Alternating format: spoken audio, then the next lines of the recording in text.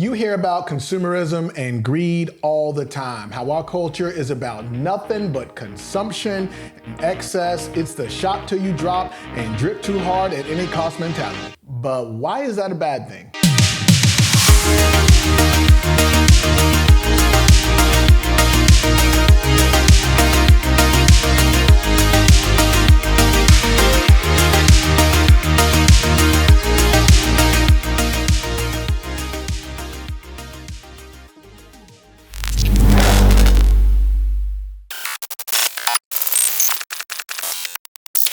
Welcome back to the channel. If you don't know, I'm Rashad Freeman, storyteller extraordinaire, and probably about to become your favorite voice when it comes to things that actually matter.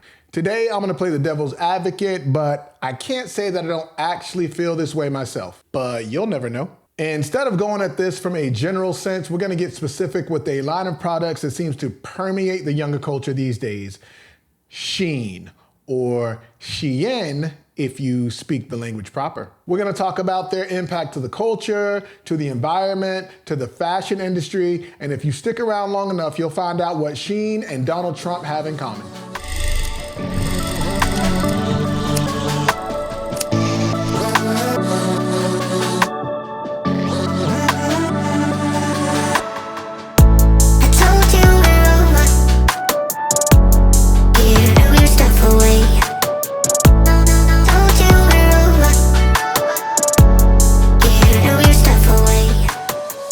SHEIN is a global online retailer that sells something known as fast fashion and lifestyle products. What the hell does that mean? If you just asked that question, you're not alone, because before I started this video, I didn't really know much about SHEIN. Last year, this kid at my son's school bought some clothes from SHEIN and got picked at because it was supposedly a girls store.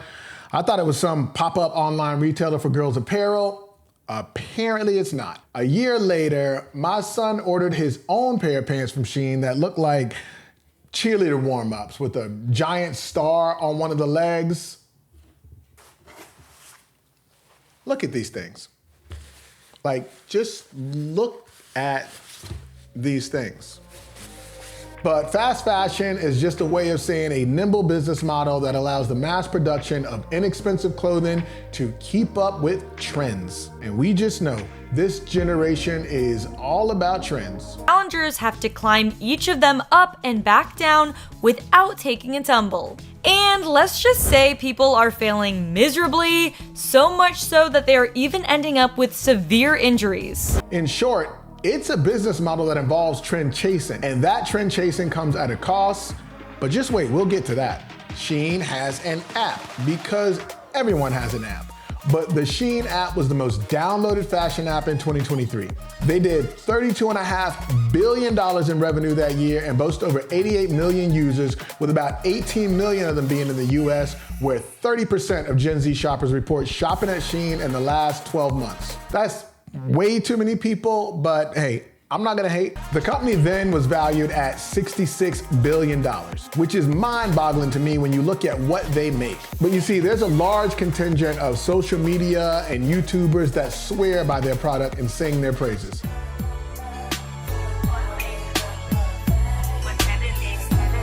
The shipping fee for all these items was supposed to be, $25, but they gave me free shipping because I ordered over $900. Now SHEIN is set to IPO on the London Exchange for a reported $50 billion valuation, although some are urging them to cut that to $30 billion. More on that later. First, let's talk about what's responsible for SHEIN's success. It's really cheap, yeah. The price and the variety of, products. Hundreds of Vancouverites lined up to check out the SHEIN pop-up store in downtown Vancouver. Low prices and social media has sent SHEIN's popularity through the roof. TikTok, Instagram, YouTube, SHEIN seems to be everywhere. And with brand ambassadors offering coupons, the cost to get your hands on the newest fad keeps getting lower and lower. Their trick is they've managed to capture the culture because of how quickly they can adapt to whatever these Gen Z, Zephyr, whatever shoppers are into. They're able to beat others to the market and at a much lower price. Using data analytics, the folks over at SHEIN are able to track trends and jump on them quicker than P. Diddy on a lubed up R&B singer. I like that. SHEIN saw its biggest rise during the pandemic when people were stuck home with nothing to do but buy clothing they saw on somebody's Instagram story. During that time, sales grew sixfold. Now this year, SHEIN and Temu are the biggest players in the room, and they are starting to sling their weight around. According to a New York Times article, these two retailers are to blame for an expected 15,000 chain stores closing across the US. Let's be honest, it's all but impossible to compete with prices as low as $2 for apparel. And with SHEIN thinking about moving into automotive, home, and pet categories, it's no wonder why people are closing their doors. But it's not all sunshine and rainbows. There is a cost to look and fly, and it's a lot more than $2. SHEIN has been plagued by controversy over its environmental impact and working practices, including allegations of forced labor in its supply chain. But we'll get to that. A big complaint among shoppers is quality. Did you notice something strange about your last SHEIN order? Like, I took it out the bag and I'm like, what's that smell? Stinking. Like rotten fish. As for the cause behind this stench, well, when it comes to SHEIN, there's seemingly always a disturbing truth. What if we told you purchasing from SHEIN doesn't just come with the risk of low quality? Government press releases have alerted buyers about hazardous substances found in products from these sites, leading to a wave of inquiries. But what can you really expect when you're paying as low as $2? I mean, cheeseburgers at McDonald's cost more, and those tend to fall apart too, and also smell bad. Other issues include customer service, but the same could be said for nearly every retailer. Hell, every business these days. I'll tell you now, AT&T sucks, Frontier sucks, my web host iPower sucks.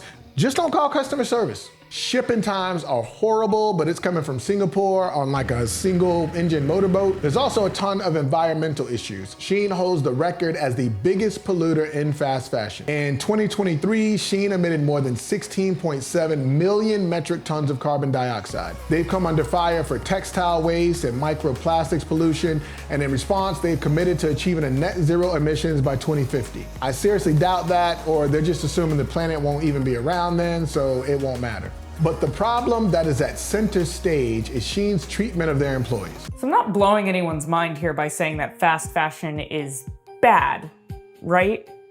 I'm pretty sure we've read all those articles and watched all those videos before. But then at the end of last year, I saw the viral TikToks where 6 influencers were invited to go to SHEIN.